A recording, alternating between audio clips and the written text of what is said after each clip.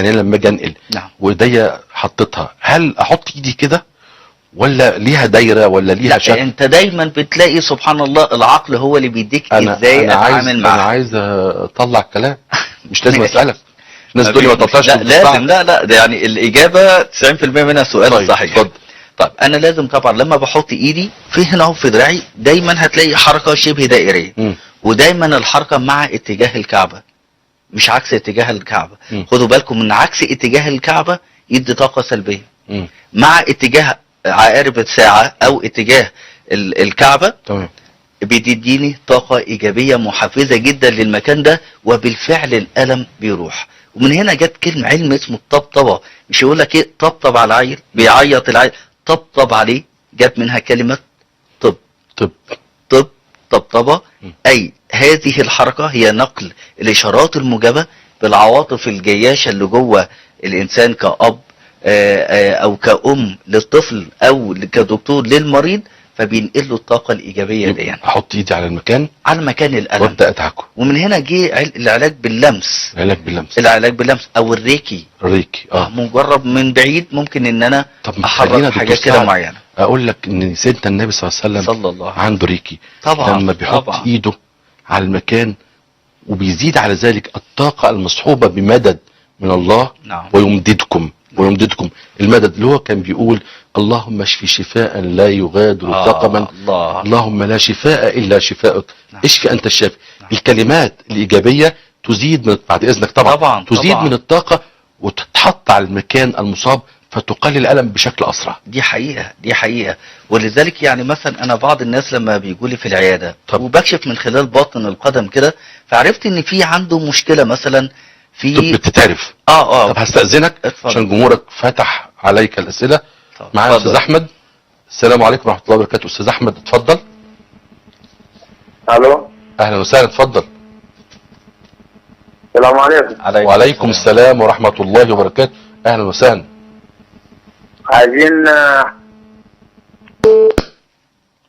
عايزين هنقول اللي أنت عايزه. طمن. هنقول كل حاجة. النهارده مش هروح دكتور سعد والمخرج يعمل اللي هو عايزه، احنا مش ماشيين. يلا دكتور سعد نكمل على بركة الله.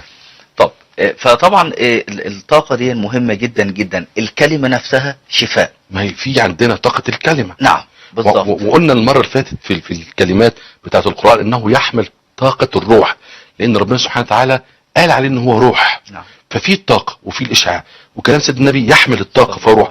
فالايات والاحاديث حينما بتيجي مع الريكي بنعمل ميكس ما اروعه. صحيح. برضك عايزين نهدى بقى عشان ام محمد وام سيد ريكس وميكس يبقى الناس كده. لا اصل انت قلت الريكي مش فاهم. لا الريكي اللي هو علم الطاقه باللمس. بالظبط كده. تمام. لا هي اللي احنا عايزين نقوله ان الكلمه هي مثل الدواء، ممكن تبقى دواء صالح ايجابي او سم قاتل. اكيد. زي بعض الناس لما تروح لدكاتره ويروح يعمل له تحاليل والاشاعات فيروح يقول له انت ازاي واقف على رجليك؟ يا اخي انت سبحان الله يعني عنده امراض الدين، لكن الله سبحانه وتعالى مديله طاقه وقوه وحيويه قادر. ربنا عالم يعني اللحم اللي ورا ظهره ايه، سبحانه ولاده ايه، هيقدر يتعامل ازاي، في حين ان واحد لو عنده بس برد قاعد على السرير وكأن الدنيا انتهت. بالظبط. فلا لازم ناخد بالنا جدا، ولا دايما اقول للمريض راقب كلامك اللي انت بتقوله لنفسك. ده استهناني بقى هنا. راقب كلامك اللي انت بتقوله لنفسك. كلامك اللي انت بتقوله لنفسك.